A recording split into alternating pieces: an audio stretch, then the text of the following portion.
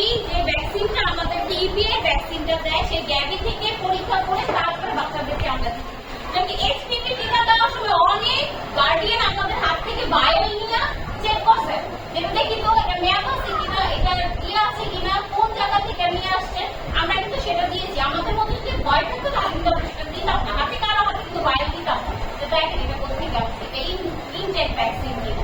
এখন সেটা যদি ট্রাস্টেড হয়ে থাকে তাহলে আমাদের এই ভ্যাকসিনটাও ট্রাস্টেড।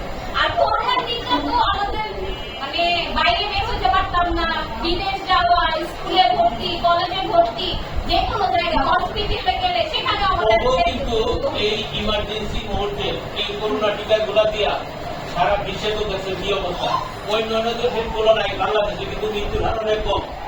হ্যাঁ, এখন না রহমত আছে। যেমন এখন যে বলতেছে যে পার্শ্ব প্রতিক্রিয়া, এখন মরার যে মরা ভালো না আপনার পার্শ্ব প্রতিক্রিয়া সাধারণ এক চুলকানে এটাও পর্যায়ক্রমে ভালো হবে, কিন্তু মৃত্যু